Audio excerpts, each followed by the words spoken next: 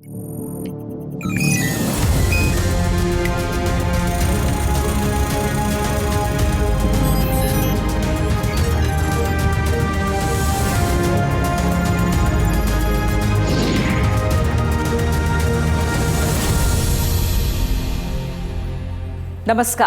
विज्ञान, प्रौद्योगिकी, आविष्कार और नवाचार की खबरों के कार्यक्रम ज्ञान विज्ञान में आप सभी का स्वागत है। मैं हूं प्रीति सिंह।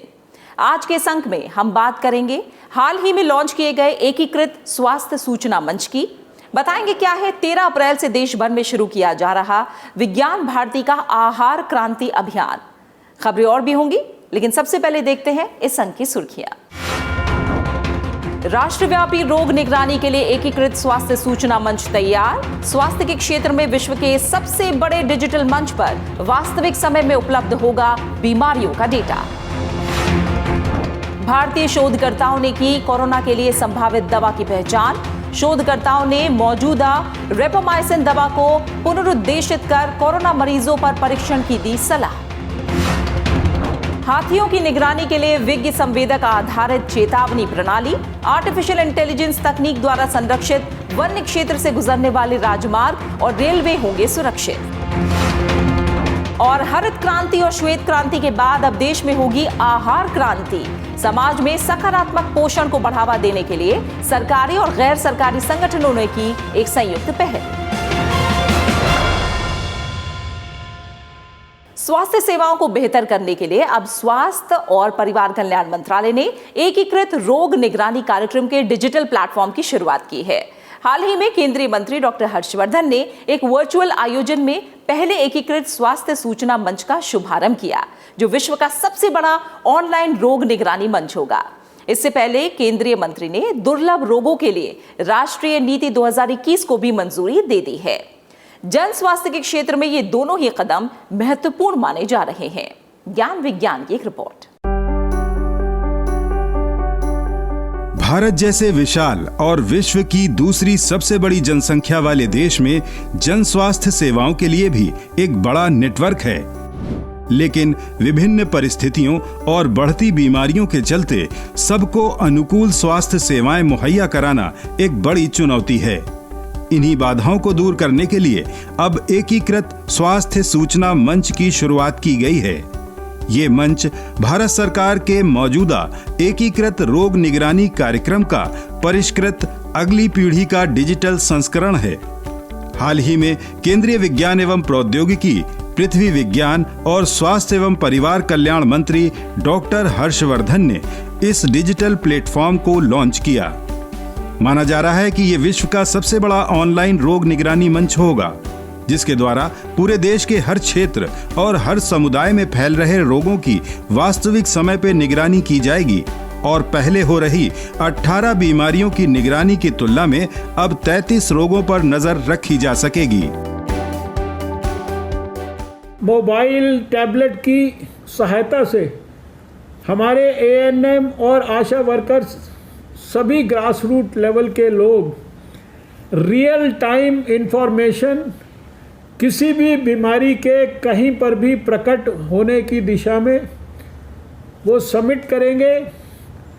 उसका विभिन्न स्तरों पर एनालिसिस होते हुए और भारत सरकार और सारे देश के अंदर ये इंफॉर्मेशंस रियल टाइम में अवेलेबल होंगी, ताकि आने वाले वर्षों में कोई भी डिजीज़ का संभावित आउटब्रेक, इसको और बेहतर ढंग से बहुत जल्दी अति शीघ्र हम डायग्नोज भी कर पाएँ, उसके ऊपर एक्शन भी कर पाएँ। एकीकृत स्वास्थ्य सूचना मंच से शहरों से लेकर दूर दराज गांव तक के सभी अस्पतालों, स्वास्थ्य कर्मियों, एएनएम आदि को जोड़ा गया है, जो अपनी अपनी जगहों से इस मंच पर रोग और रोगियों से संबंधित डेटा फीड करेंगे, जो वास्तविक समय में उपलब्ध होगा। इससे ग्रामीण स्तर तक फैलने वाले रोगों की त्वरित जानकारी मिल सकेगी और इस डेटा के आधार पर सटीक नीतियां और समाधान विकसित करने में मदद मिलेगी। इससे पहले केंद्रीय स्वास्थ्य एवं परिवार कल्याण मंत्रालय ने दुर्लभ रोगों के लिए राष्ट्रीय नीति 2021 को भी मंजूरी दे दी है। इस नीति के अंतर्गत अब दुर्लभ रोगों के प्रभावी इलाज को बढ़ावा दिया जाएगा। बेहतर और सस्ता उपचार उपलब्ध कराने के लिए देश में ही इनके नैदानिक अनुसंधान और दवा उत्पादन पर ध्यान केंद्रित किया जाएगा। दुर्लभ रोग राष्ट्रीय नीति जहां गंभीर बीमारियों को बढ़ने से रोकने में सहायता करेगी, वहीं एकीकृत स्वास्थ्य सूचना मंच देश भर में उभरने वाली हर तरह की बीमारियों के सटीक और पर्याप्त आंकड़े उपलब्ध कराएगा। ये दोनों योजनाएं एक दूसरे को सहयोग करेंगी। ये सभी परियोजनाएं भारत सरकार के आत्मनिर्भर स्वस्थ भारत निर्माण की दिशा में बढ़ते कदम हैं।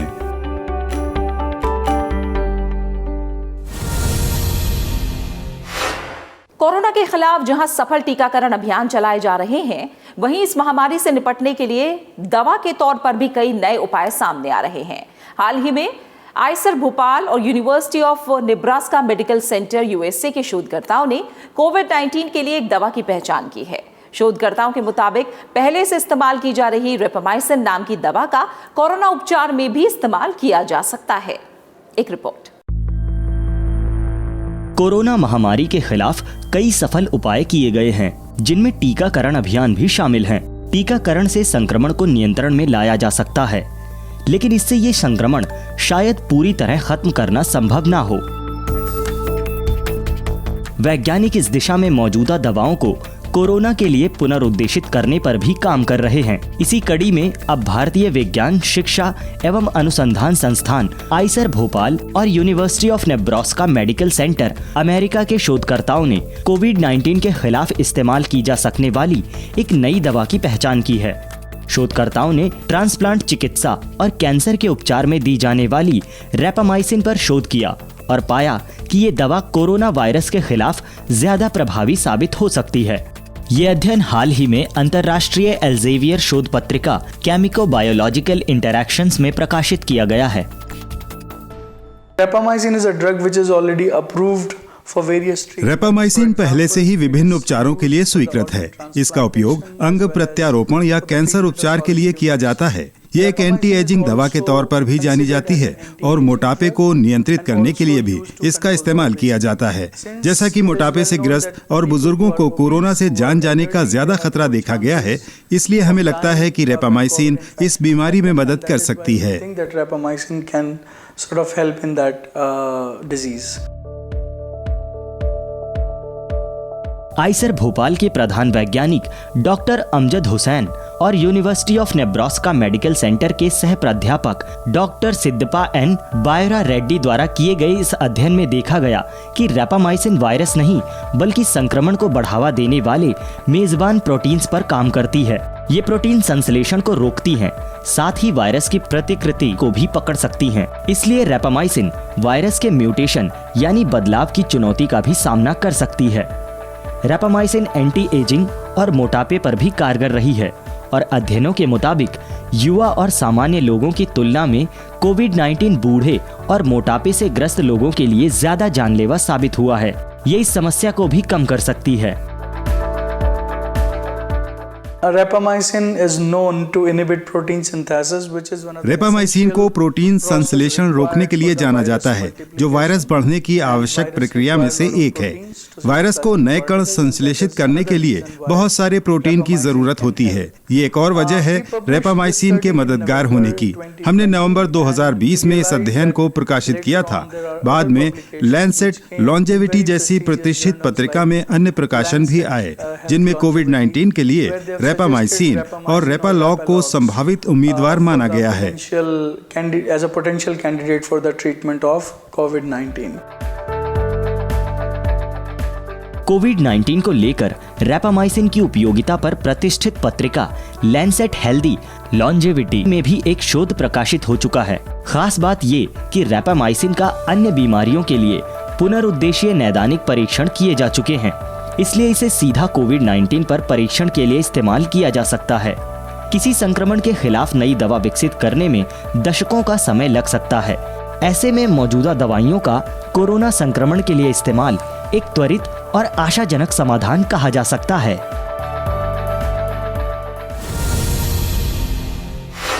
ज्ञान विज्ञान में वक्त हुआ एक छोटे से ब्रेक का। आप कहीं जाइएगा नहीं, हम जल्द वापस लौटते हैं।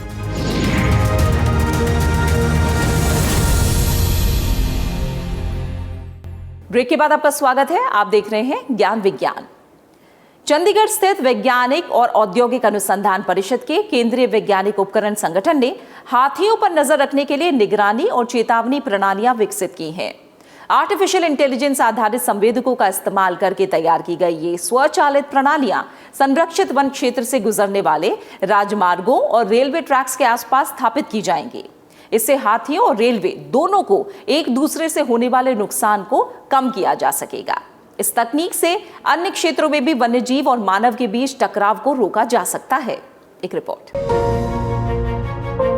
मानव विकास के साथ साथ वन्य जीवों के साथ हमारा टकराव भी बढ़ा है। भारत में इसकी एक मिसाल हाथी हैं। संरक्षित जंगलों से होकर गुजरने वाले राजमार्गों और रेल पटरियों पर अक्सर होने वाली दुर्घटनाएं इन वन्य जीवों और मानव दोनों के लिए जानलेवा साबित होती हैं। इनमें सबसे ज्यादा नुकसान हाथियों की गतिविधि से होता है।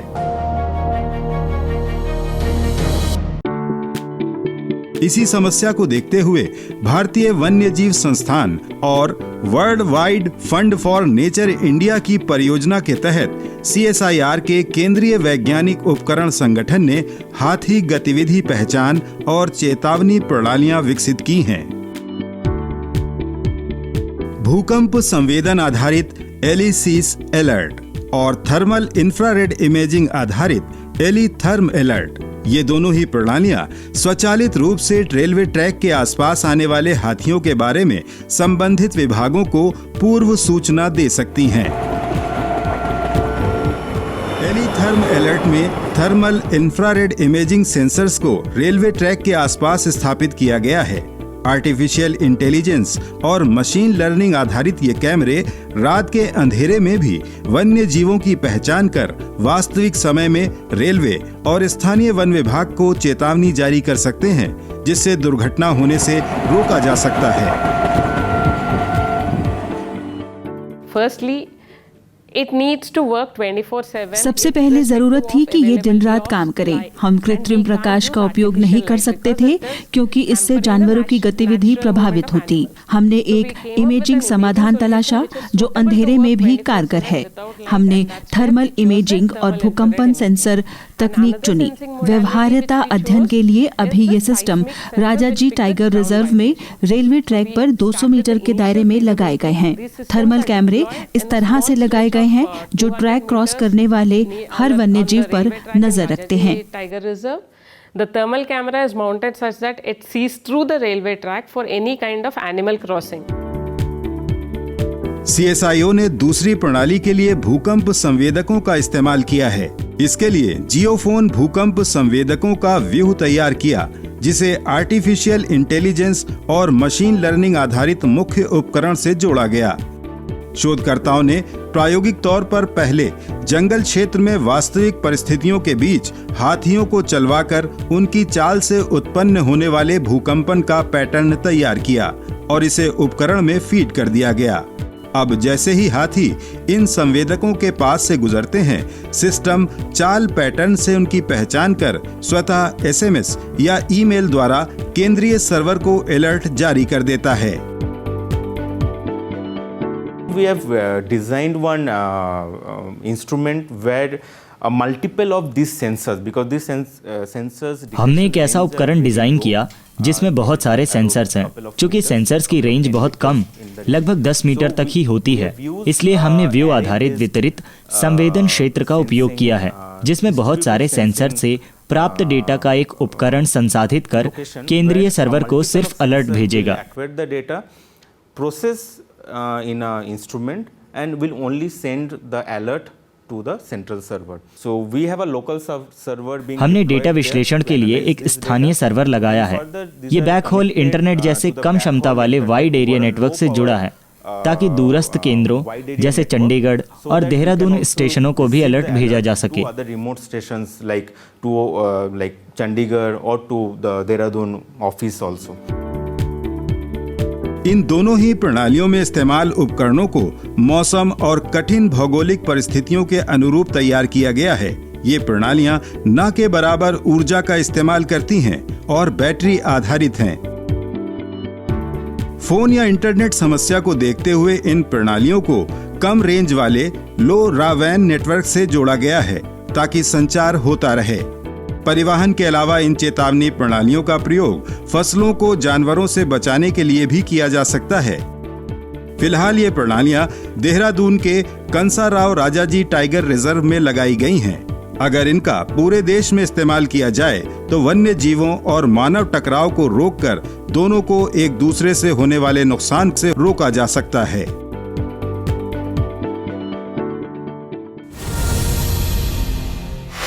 और अब नजर डालते हैं विज्ञान के क्षेत्र में होने वाली देश और दुनिया की कुछ और ताजा गतिविधियों पर हमारे खास सेगमेंट साइंस एक्सप्रेस में।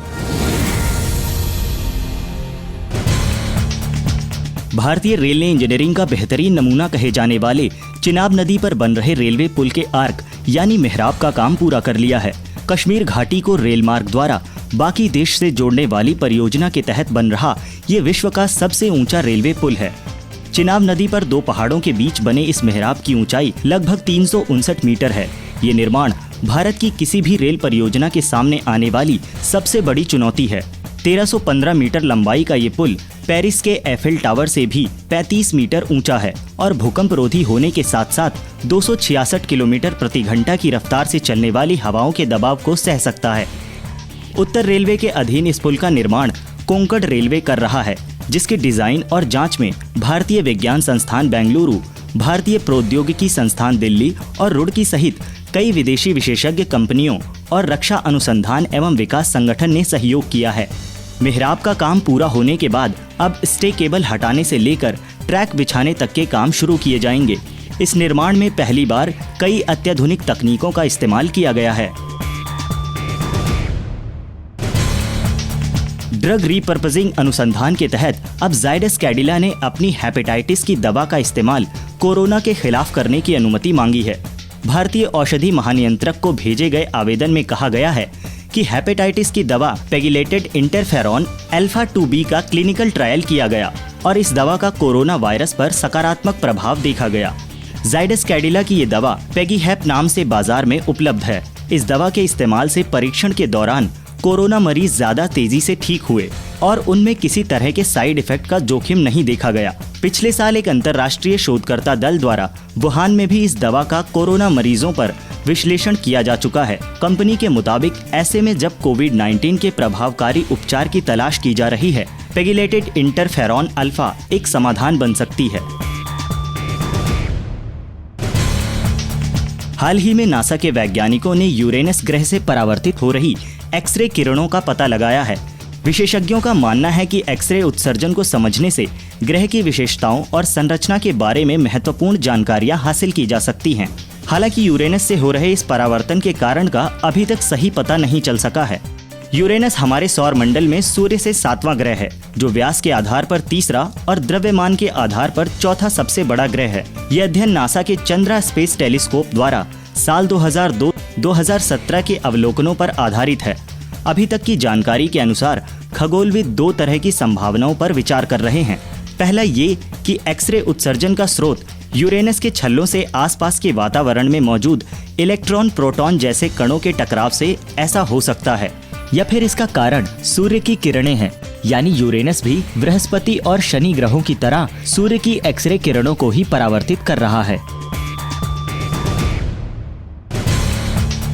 कोटा राजस्थान के किसान ने 12 महीने फल देने वाली आम की किस्म विकसित की है। श्री कृष्ण सुमन द्वारा सदाबहार नाम से तैयार की गई यह किस्म आम में लगने वाली प्रमुख बीमारियों और परेशानियों से मुक्त है। ये आम की नाटी प्रजाति है, जिसे गमले में भी लगाकर साल भर फल लिए जा सकते हैं।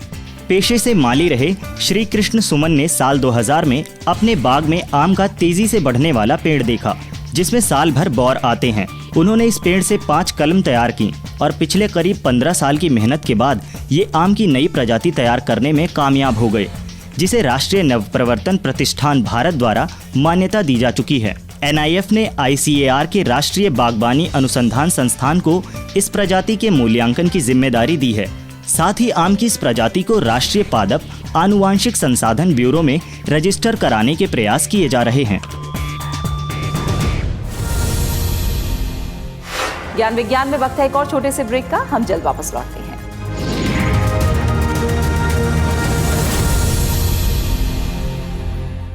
ब्रेक के बाद आपका स्वागत है। आप देख रहे हैं ज्ञान विज्ञान। एक स्वस्थ और पोषित समाज ही महामारियों और बीमारियों का जमकर मुकाबला कर सकता है। साथ ही ये समृद्ध और सशक्त राष्ट्र निर्माण की भी कुंजी है। इसी महत्ता को देखते हुए अब विज्ञान भारती और global Indian scientist and technocrats forum मिलकर ला रहे हैं आहार क्रांति, उत्तम आहार उत्तम विचार। सकारात्मक पोषण को बढ़ावा देने के लिए 13 अप्रैल से शुरू हो रहे इस देशव्यापी अभियान पर ज्ञान विज्ञान की एक रिपोर्ट। हरित क्रांति, श्वेत क्रांति और अब होगी आहार क्रांति। भारत प्रमुख कृषि उत्पादन वाले देशों में से एक है। हम जितनी कैलोरीज का उपभोग करते हैं उससे दोगुनी कैलोरीज का उत्पादन करते हैं। उसके बाद भी कुपोषण देश का एक प्रमुख मुद्दा है। आहार जोखिम भारत में मृत्यु दर का चौथा सबसे बड़ा कारण है। वजह है समाज के सभी वर्गों में पोषण संबंधी जागरूकता की कमी। पोषण स्वस्थ जीवन के साथ साथ मानसिक स्वास्थ्य के लिए भी उतना ही अहम है। स्कूली बच्चों पर पोषण के सकारात्मक प्रभाव देखे गए हैं। विज्ञान भारती और ग्लोबल इंडियन साइंटिस्ट्स और टेक्नोक्रेट्स फोरम मिलकर ला रहे हैं आहार क्रांति, उत्तम आहार उत्तम विचार, जिसकी शुरुआत 13 अप्रैल नव संवत के शुभ अवसर से पूरे देश में की जा रही है। साल 2021 को संयुक्त राष्ट्र ने भी फलों और सब्जियों के अंतर्राष्ट्रीय वर्ष के रूप में घोषित किया है। भारत की आहार क्रांति भी स्थानीय फलों और सब्जियों की पौष्टिकता और संतुलित आहार के फायदों के बारे में जागरूकता बढ़ाकर पारंपरिक आहार के मूल्यों के प्रति लोगों को आकर्षित करने का एक प्रयास है।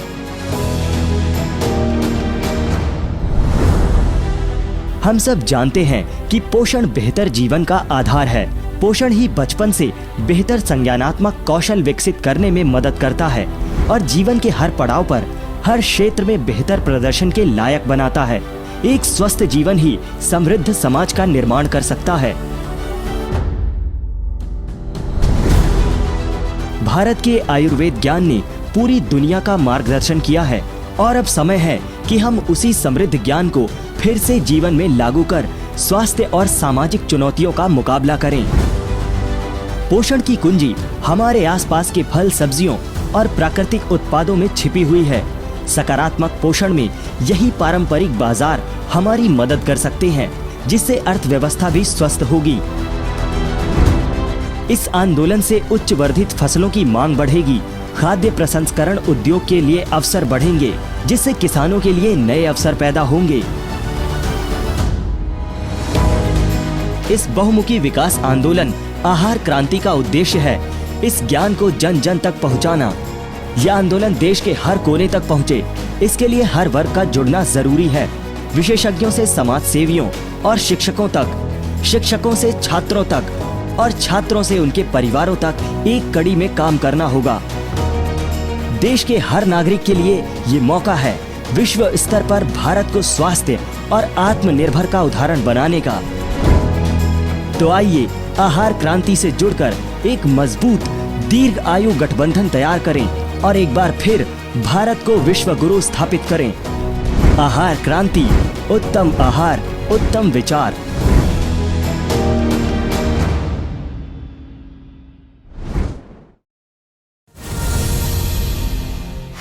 इसी के साथ ज्ञान विज्ञान में आज इतना ही। ये कार्यक्रम आपको कैसा लगा? अपने फीडबैक और सुझाव देने के लिए आप हमें ईमेल कर सकते हैं। हमारा ईमेल है news@vigyanprasar.gov.in।